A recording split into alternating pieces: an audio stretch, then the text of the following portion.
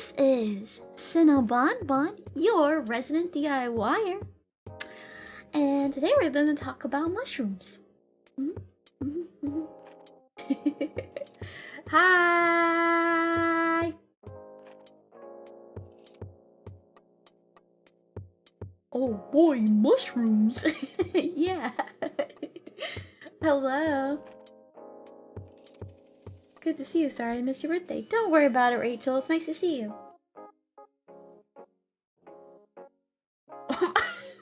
What if Mario was just on mushrooms the entire time?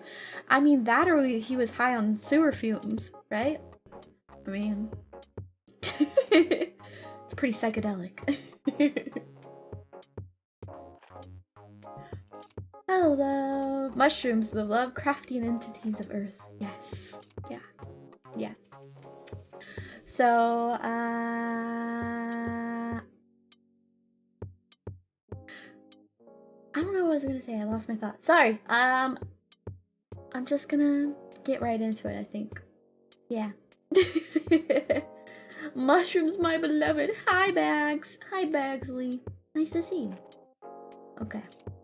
I got all my notes. A lot of it's gonna be like, I don't know, it's gonna be educational. It's not really about like getting high. So, you know, if you're coming to get high, sorry. Your VTuber's not gonna do shrooms live.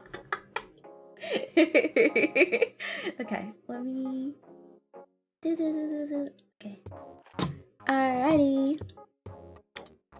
Alright, so like I said, we're gonna talk about some mushrooms. We're gonna be covering just like a, you know, like a brief overview. I don't think I'm gonna make it too in-depth, but the information is gonna be all there. I have my handy dandy guide to common mushrooms that is region specific to the northeast of the US where I live, in the northeast.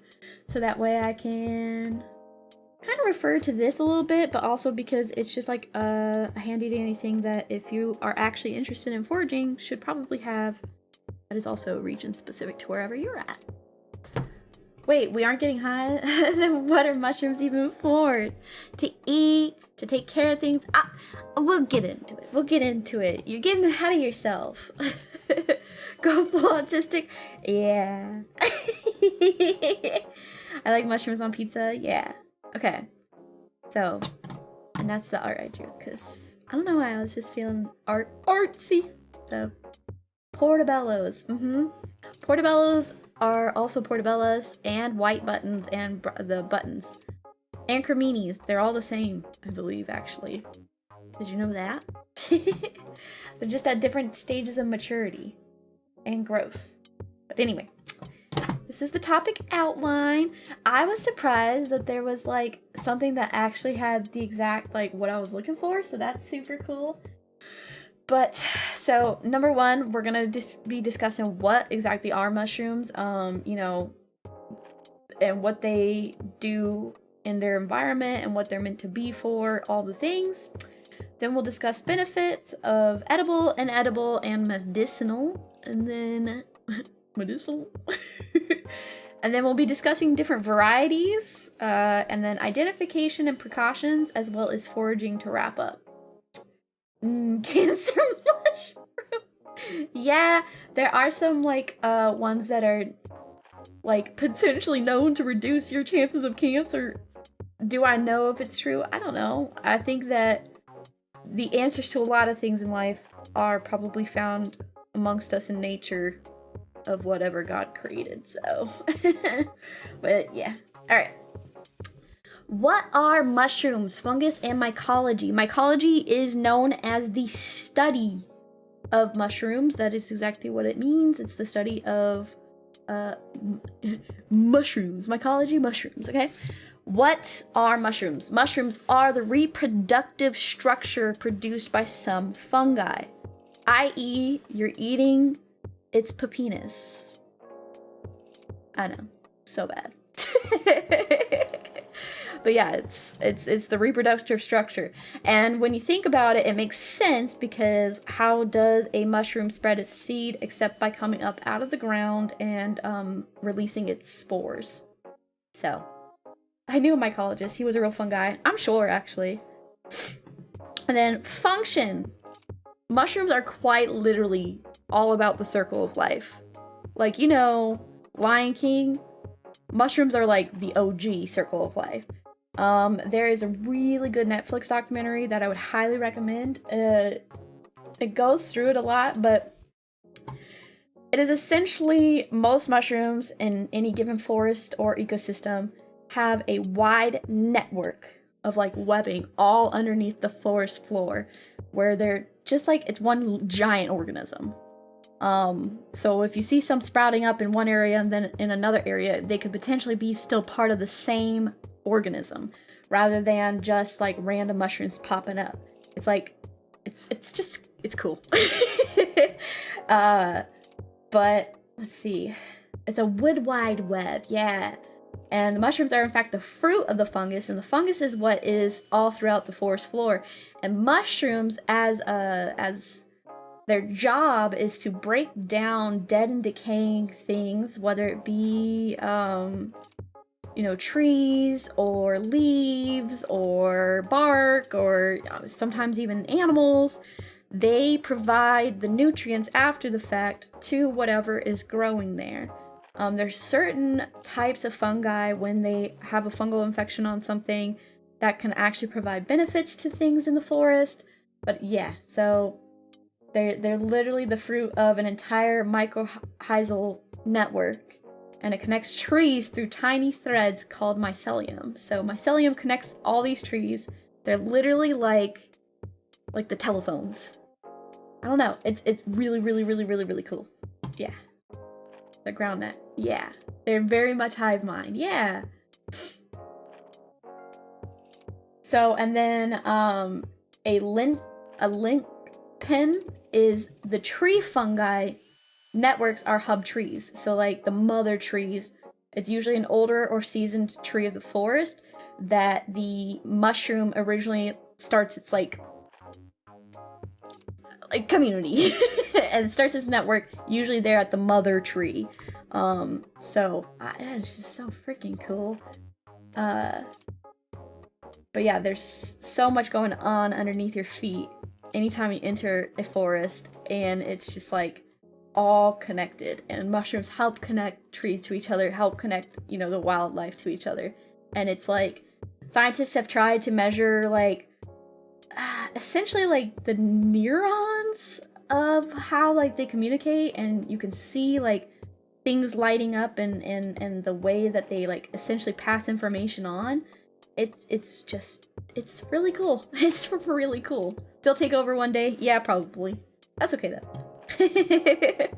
though. Mushrooms can take many forms, and most commonly, the most common types of mushrooms you will ever see is a toadstool.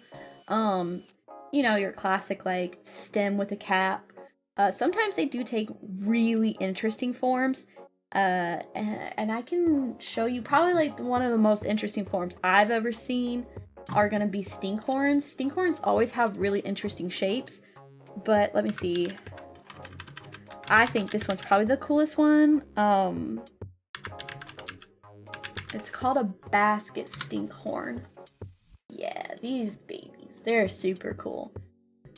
I believe they still have a stem, but it's not a traditional cap. See what it loads. See? Look at that. Isn't that cool? Those are super cool, right? And stinkhorns are called that because they usually have some sort of nasty goo growing inside it to decompose things. But of course, you know, something decomposing in goo is gonna stink.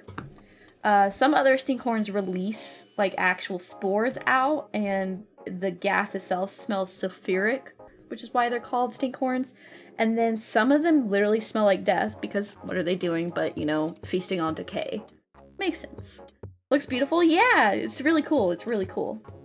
So that's that one. And then the benefits. So there's going to be edible and medicinal. The edible is obviously going to be what you can eat.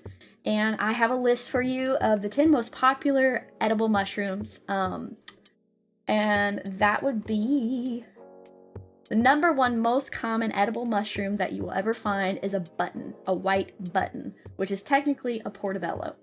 Next would be a cremini, which is known as an Italian brown, which is just the white button in a different like state. Sometimes they're called baby bellas or baby portobellos, or the brown mushroom or the Italian mushroom. So they are technically more complex in flavor than a white mushroom, and I think they have a bit of a more meaty quality to them. And then portobellos, they're just bigger. They're just the bigger version of a brown button or a white button. The next is the shiitakes. Obviously, if you're a fan of Japan, you know what shiitake mushrooms are. They're really, really popular. They're dried. You can have them dried and boil them and then get them rehydrated, and they still imbue the same flavor.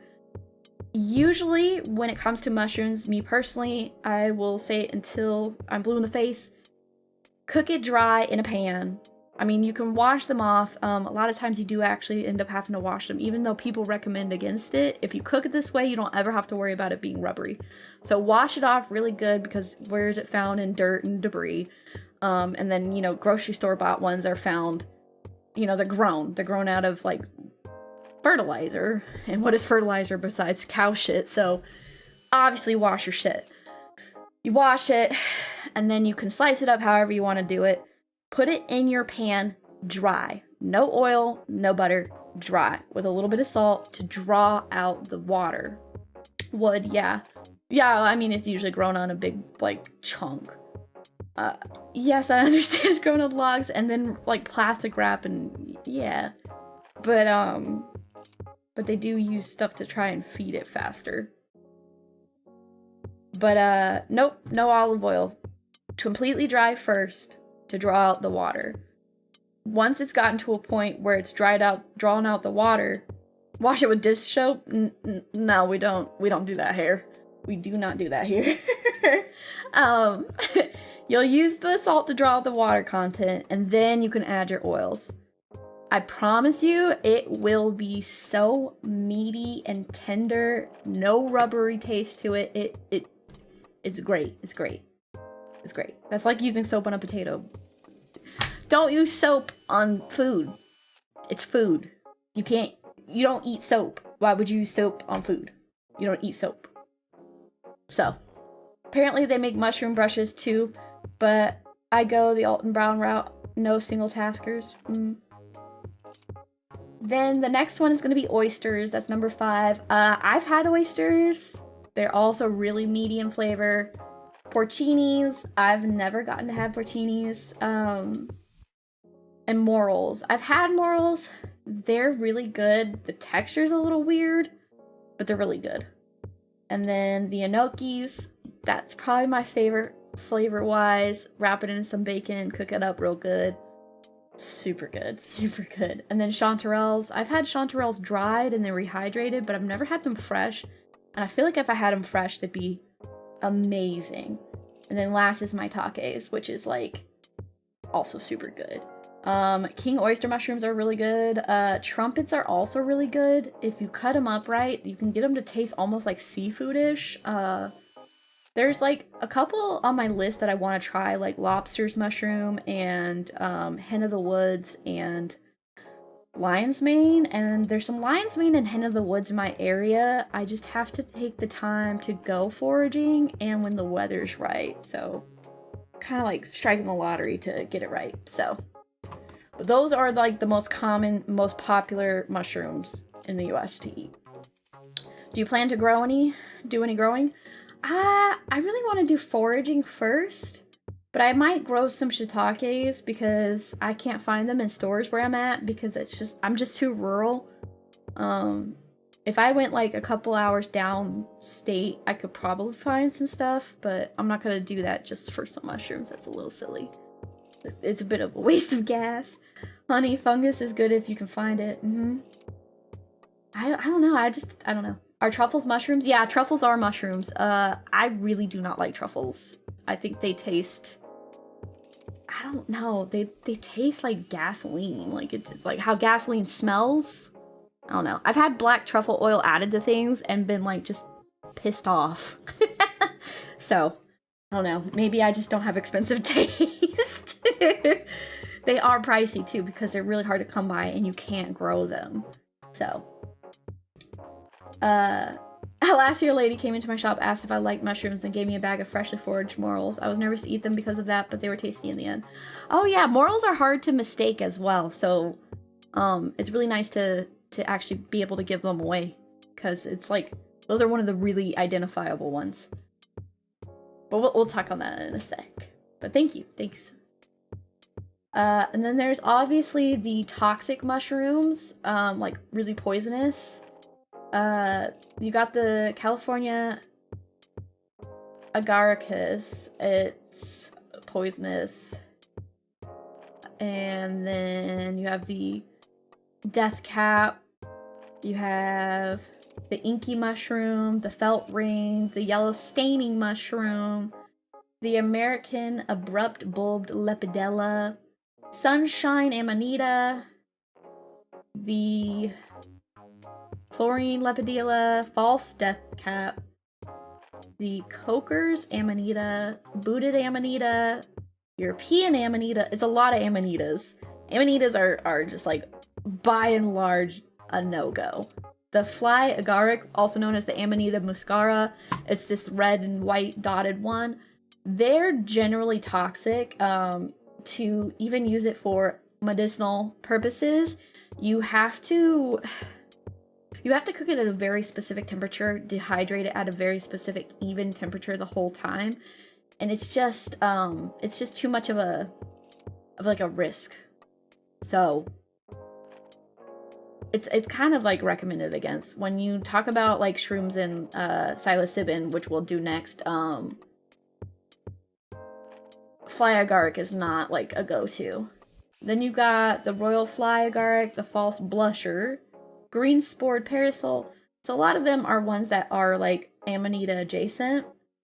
I can tell you there's also a jack-o'-lantern mushroom that is like what people sometimes confuse for a chanterelle, and they get like really, really bad like full-on diarrhea afterwards. But some of these are like deathly. But a lot of these like you wouldn't eat. A lot of them are pretty easy to tell. Yeah, the jack-o'-lantern mushrooms, yeah. The jack-o'-lantern mushrooms very much don't look like chanterelles, to be honest. Chanterelles look very different. They're a much more vibrant yellow. And if you see one in this color range, usually if it even is a chanterelle, it's out of season. You don't want it anyways. So, but yeah, a lot of these are just not good. There is this type of like mushrooms that I really like, but you can't eat them. They're called ramarias. They have multiple different kinds, but they're super cool. Let me show you. They look like little hands. They look like little hands. Oh my god, it's so cool. See if I can pull it up. Load, load, load, please. Okay, thank you. It's really cool. Okay. This is one of the toxic types of mushrooms. It really just like the toxicity can differ. Like sometimes it's like, you know, you just get really bad stomach stuff, like the runs and whatnot. And other times it's like you have seizures, or you have permanent brain damage, or you like, die. So, okay, here it is. Oh, that took a second to load. But look, it's like little hands. Isn't that cool? I know, it's just taking a second to load. I literally copied and pasted it in, and then it just took a second. I think that Canva's lagging on me. Yeah, the page is slow. Okay. Whoopsie. It double posted. But yeah. It's little hands. It's like they're all reaching up like, ah! Like the forest floor is trying to grab you as you walk by. Yeah, it looks like coral. Yeah, some of them are called coral. There's one that's like a red and pink color, and it's literally, it's a like common name is beautiful clavaria. So yeah, but they're all like inedible. So yeah. And then most stink horns are inedible, but some of them aren't. But why would you wanna? I'm not eating something called a stink horn. I'm all set. So, and then lastly is the medicinal.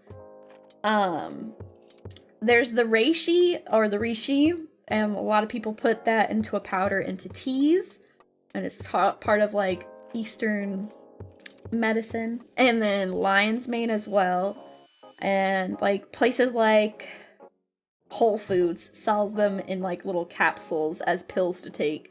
But lion's mane, and some of them have potential health benefits. The research is not there. Gee, I wonder why Big Pharma wouldn't want to research something natural. But yeah. So there's reishi and lion's mane. These are the two I know to be like the most common for like quote unquote medicinal stuff. And then there's the other stuff. So shaving of tires and edible nondescript white stuffs with some truffle oil. They made their counterfeit mushrooms. Maybe? Oh, you guys. Okay, sorry.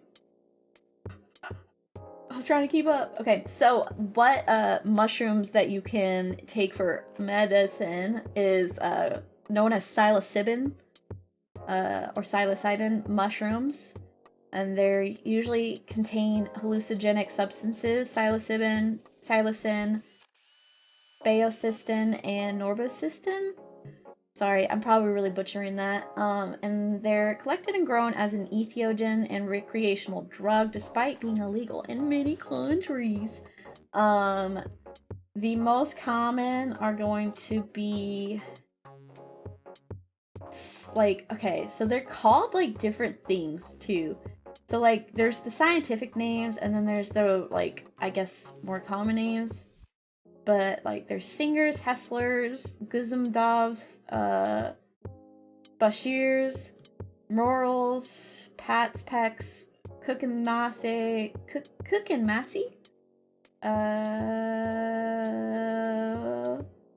Yeah, a lot of them are just named random shit. Is this one called Dennis, or is it named after the person who found it? That's just, I'm doing Dennis, what about you? But a lot of times people will microdose it. They've found in some studies that microdosing it can have a lot of health benefits instead of like getting full-on high. And then other times you can get full-on high. I'm pretty sure it's not an addictive substance. If I remember my DARE programming, I'm pretty sure it's non-addictive. Just like cocaine, it's not really addictive. It's more like a high that people chase, which I guess in that regard can become addictive. And then is the adverse side effects of doing shrooms, just like cocaine, is the potential to have a psychotic break. So I would say if you don't know what you're doing and you're not around somebody who knows what they're doing, don't ever try them. And especially not if you have poor mental health issues or high anxiety, because you don't want to be tripping balls when you're already anxious, right? So they call them Durham mushrooms in the area that my dad was from. Psilocybin carosins. Psilocybin, aka magic mushrooms, are also used in shamanic ceremonies and various other cultures. Yeah. So it's been used for psychiatric uses. You're right. I think it has been used in some studies for schizophrenia. I don't know if that's right. And then it is used culturally for a lot of things. So are a lot of stuff that can cause hallucinogens. But yeah. So I mean, there are, I guess, some benefits in microdosing potentially. I wouldn't know, haven't tried it. So I have really a bad anxiety, so there's no reason for me to try it. But yeah, I like oyster mushrooms with Salisbury steak. Yeah, it's really good. Don't do meth and or heroin. Yes, yeah. Surprise, surprise, something cooked up in a lab is addictive. Wow, who'd have thought? So, anyway. And then are we on? Next, varieties. So, there's different types of mushrooms. There's your caps and then your shelves. Caps can be flat caps or button caps. And then shelves are usually what grows up a tree like turkey tails. And they are like, you know, they look like little shelves. And then there's the difference of pores and gills, and also those little like teeth too. So, so you have your cap, which is the top, and then you have the undercap, and then your spores and your stem. And the tops can look like the caps can look very different. Sometimes there's the shaggy ink cap that looks like little shaved pieces all the way down. Then you have something like an Amanita muscaria that has all the little pokies on top. Sometimes you have a fully round cap or a fully flat cap. Sometimes the cap goes concave and fans out. And sometimes it just juts out of a tree like a shelf does. And then for the undercap, you have things like gills and pores, which are some of the more common ones. And then you have teeth and ridges. Gills, they're usually the thin-walled structures, and a lot of the spores are trapped in there. And then ridges, think about chanterelles, how they grow up the stem onto the, like, right up to the lip as the, like, cap is concave. And then pores are just all those little holes, which, like, looks like a sponge, almost. What's that triggering spelling? Different types of mushrooms. I spelled it right. D-I-F-F-E-R-E-N-T. Huh. What? Anyways, teeth. Teeth is also like, think, well, I mean, it's like little points, right? But sometimes even like lion's mane, or bearded tooth mushrooms, as they're also called, have teeth, but theirs grow from their stem, where others would have a cap. So sometimes they can grow down from the cap and just like stop abruptly. Varieties. Oh, sorry, whatever. But then it just all kind of depends on how the mushroom's spores get dispersed, and that's usually what plays the biggest key in why it's pores, gills, teeth, whatever. Anyway. My favorites, this is my little break. My favorites are based on taste, aesthetics, and coolness. So, taste-wise, I would say enoki, because you can deep fry them, you can just cook them, you can add things to it. I think they're all just, like, any way I've had it just, like, boiled in soup. The texture is really, really good. It has a nice, crisp texture. And the flavor is just, like, a mellow, meaty, like, umami flavor. There was a listeria outbreak recently in, like, I think Japan. So when I did try to find something related to enoki, like, all it was trying to pop up was listeria. And that's just because you shouldn't eat food that sits in your fridge raw and uncovered. And that's really the biggest reason why there was an outbreak, it seems. But yeah. It's an agaric type of mushroom, which is a gilled type of mushroom. And it is, like, its taste, I don't even know. It's just mellow. It's really mellow. I don't know. It's good. The texture is really what I like the most about it. It's just, it's got a nice bite. And it's not rubbery at all. At all. And then the way they grow is really cool, because they grow in that whole little group, and then you can cut off the bottom part, the yuck, you know? And then you can take your thumbs, press it into the bottom, and split them in half, flatten them out, and then, like, dip them in a tempura batter and fry them. Like, it's just, it's too easy. It's too easy. It's too easy. And then you have, for aesthetics, the Podiciprulla miranda. Now this is an endangered, critically endangered species of mushroom. It is the only true pink mushroom in existence. They look like pink chanterelles and are potentially edible. They were first originally discovered in New Caledonia, but you can't really eat them because they don't like exist almost anywhere else. So, like, the country occurrence is very small. The species only known from 11 sporocarps recorded from 5 sites in southern New Caledonia, 2 from near Bogota, and 9 from sites occurring 80 kilometers distant. And then suitable habitat for the species is restricted to this area of the country due to limited amount of suitable habitat and lack of sightings of this distinctive species. It's probably truly rare. So, only a very small portion of the original forest cover of New Caledonia remains. Clearing in the past for timber to create grazing and agricultural land has destroyed much of the forest cover. Therefore, it's critically endangered. It literally doesn't appear anywhere else. Do I want to try one? You bet your bottom dollar. Will I ever get to? No. Why? Because. It's more salmon colored. I mean, if you look up pictures, and maybe it's just not coming across great, it is very pink. I think it's also called a Barbie mushroom. So that's part of why it's really pink. And it grows pink even from like sprout. So, and then for coolness, you got the devil's tooth. I mean, look at that shit.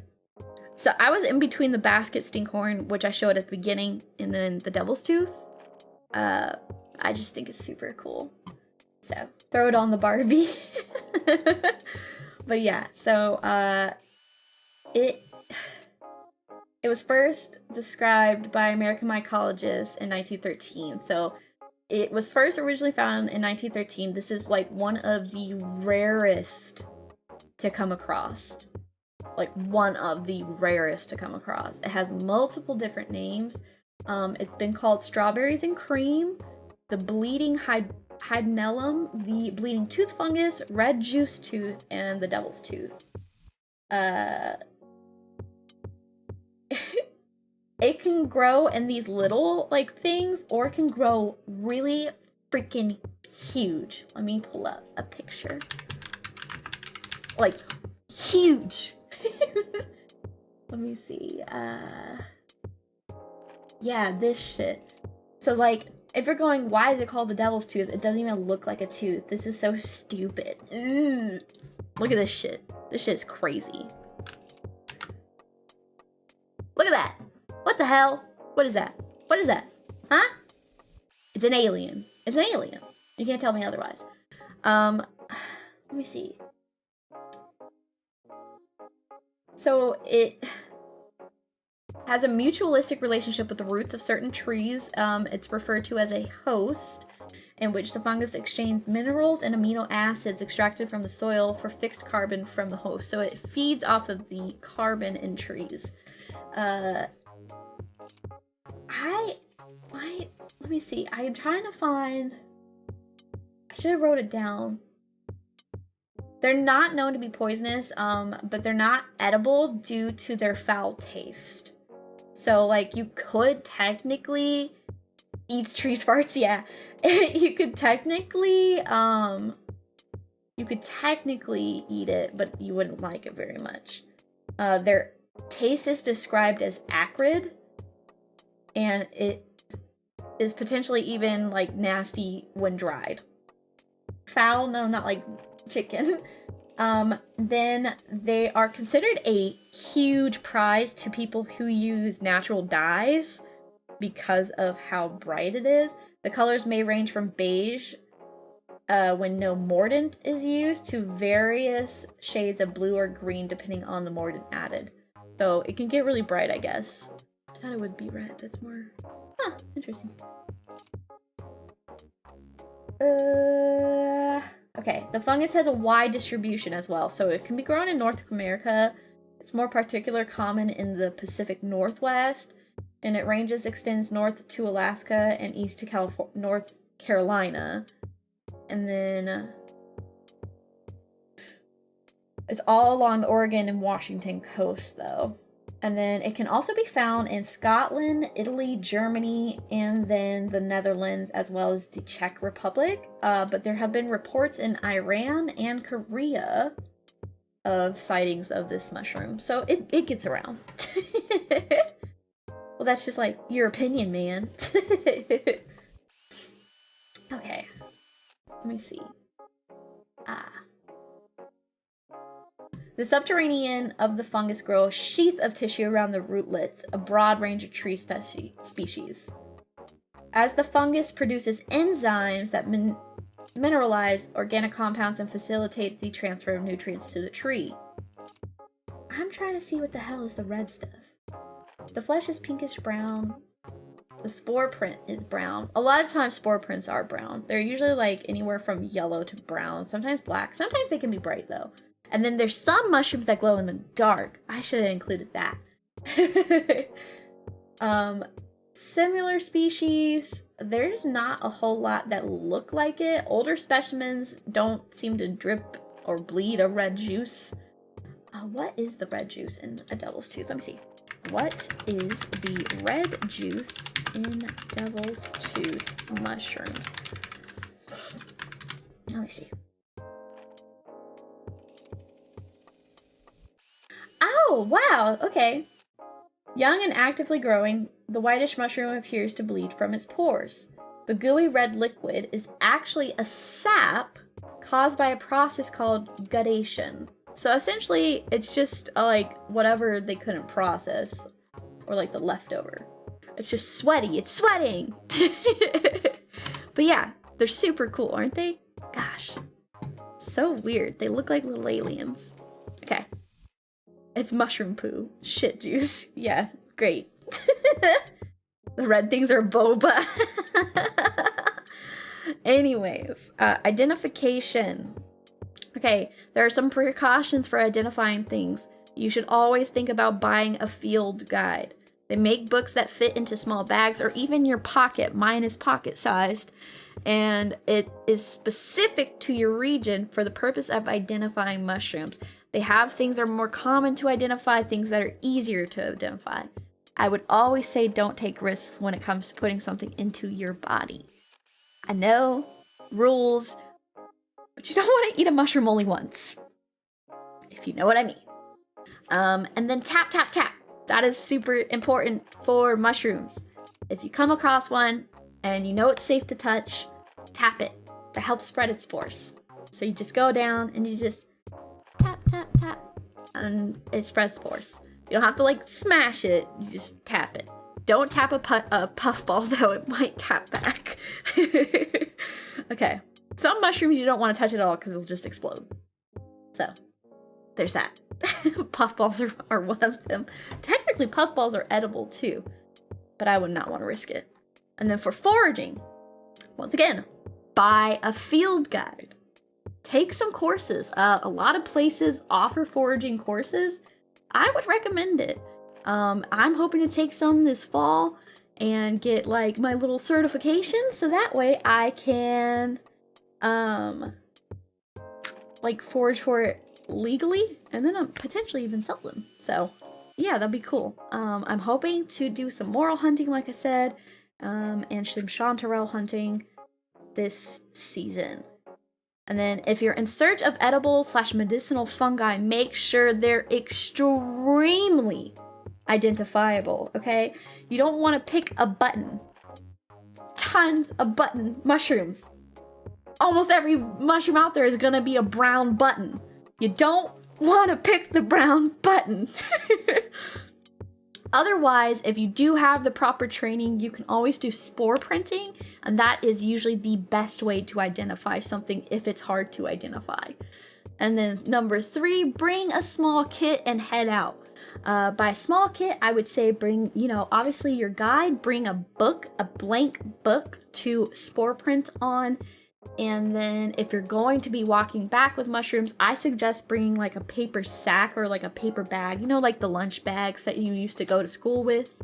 Those are super great for holding mushrooms. Anything plastic will make them like become yucky. So they do better in like paper. I wonder why. They're on trees. So that makes sense. What is spore printing?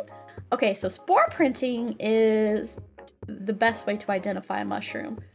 If I remember correctly, there's multiple ways to spore print. But essentially you're making a stamp out of a mushroom onto a piece of paper. You wait for it to like fully like integrate onto the paper, and then you can identify usually from that print what kind of mushroom it is. So that is what spore printing is. It's a really good way to identify mushrooms though. Plastic hate. Yeah, use mesh bags to spread its spores while foraging. Yeah, if you're not putting it directly into your bag and you're hanging it loosely, I would definitely agree.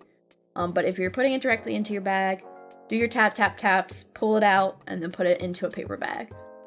No putting them in Ziplocs? Yeah, definitely don't. So it's from the pattern? Yep. So each mushroom has its own, like each type of mushroom has its own type of unique print, like a thumbprint. And you can identify it from its thumbprint. Yeah, it's very cool. It's really cool. It's really cool. But yeah, you can identify it through that, and then definitely don't put it in plastic. It just decomposes things a lot quicker. And then if you're going home with edible mushrooms or mushrooms you plan to make into medicine, you'll want to keep them in like a like somewhat moist environment, and yeah, like an even temperature environment. You don't want to put them in the fridge. So, yeah. And then that is pretty much it. Mushrooms are super cool and so much more than hee hee ha ha shrooms. And if this was helpful, then good. And if this was just wow, Sena's autistic about mushrooms, then good, I guess. And that is pretty much it. Do you guys have any questions? I'll leave this second for questions, and then we can wrap up. And yeah, thank you for listening. This was nice to learn. Thank you for the stream. Of course, based on autistic. Mushrooms are cool. Yeah, I think so too. But yeah, that is one of my extreme special interests that I nerd out about. So yeah. I once did an entire drawing challenge for a month where I drew a mushroom themed character every day. I just picked a mushroom and drew it. And I did like full-on illustrations. If that was any indicator of like how cracked out I was gonna be at like whipping shit out, I was drawing an entire full illustration background and all once a day for an entire month, and creating a completely original character. Can we see? Let me see if I can send one on my iPad. It just has to be one I didn't post, cause yeah. So if you give me a sec, I can pull it up just to make sure my face is gonna be paused for a second, because I also am gonna pull it up on my phone. Just make sure I didn't post it anywhere. Let's see,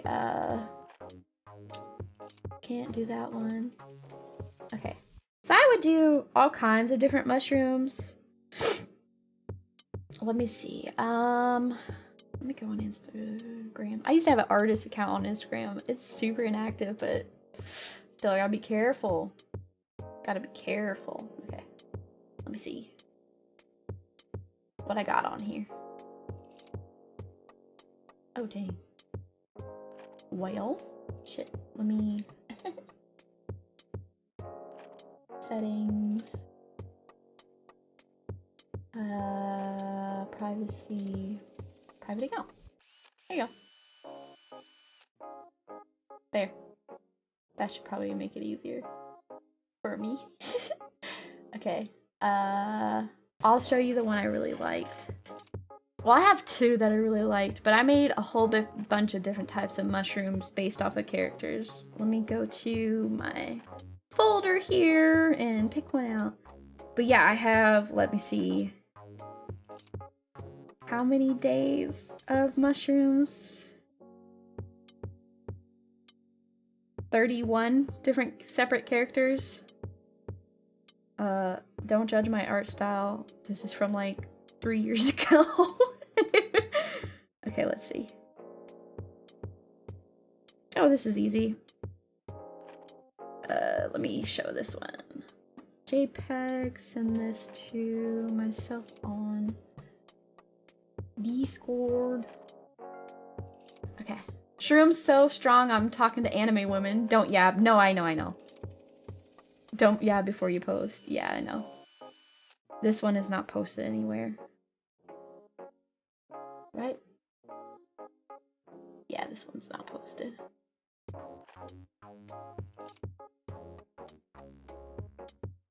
Dun, dun, dun. Okay. Let's see. Da da da da da da da da. Okay.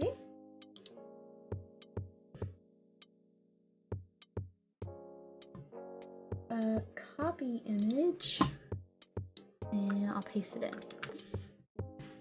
Devil's Tooth Chat? Yeah, good job. Yeah, unless I said that. Edgy Sena win? I'd like to, but I don't know. I don't know if it would fit, so. Mullet goes strong. Hell yeah. Hell yeah. No? What do you mean no? You don't like it? That's okay. How good does amanita taste? I don't know. You're not supposed to eat it. It's an edible. But it's not supposed to be, I mean, it's just too tricky. Black bear Sena, polar bear Sena. That'd be cool. That'd be cool. I was talking about it with some friends. I thought if I were to ever like fully rebrand Sena, I'd make her one of these because they're my favorite. Called, here it is. I'm gonna butcher the name. A Kermode or Kermode bear, but they're also called spirit bears. And they're native to like Central North America, but they're all the way like super far north. It's a subspecies of black bear.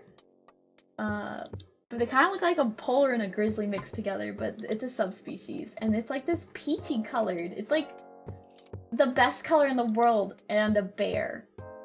It's so freaking cute. And they look like little ghosts when they walk through the forest because you're just like, I don't know. And they're super elusive. They're super elusive. Here it is. Look at them.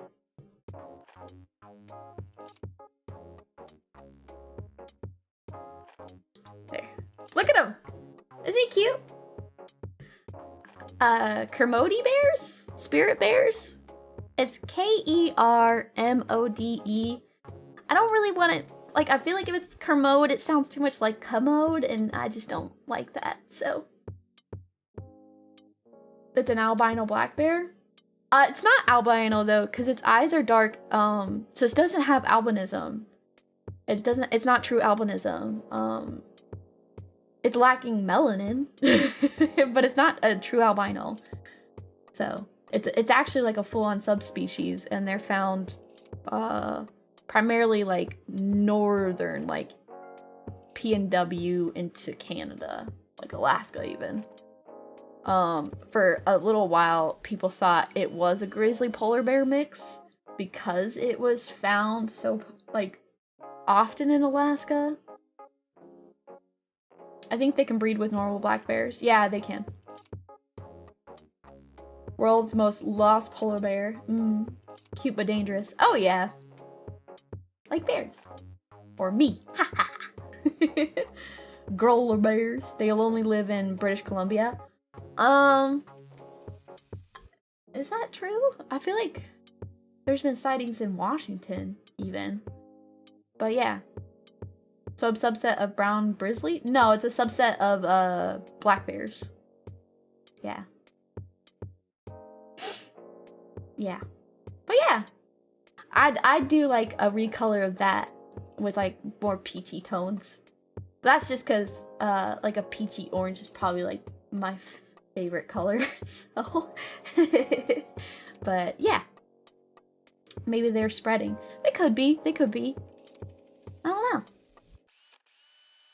Would be good theme for a new outfit. Yeah. I mean, I'm currently working on stuff. I'm always working on stuff.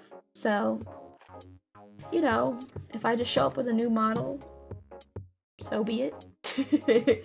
But I don't think I'll make any edits to the original design that is this one now.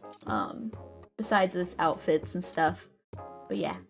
I think I have like a chibi and like I don't know. I don't want to give too much away, but I got some things. I got some things in the works. So yeah. But yeah, that's pretty much everything I have for you today. I'm gonna get you set up for a redirect, so stick around. And thank you for coming. I can't wait to see you dish it out. I can't wait to dish it out. Okay, let's see. I don't know if I'm gonna do like big reveals every time, because like as much as I have planned, it just seems kind of silly.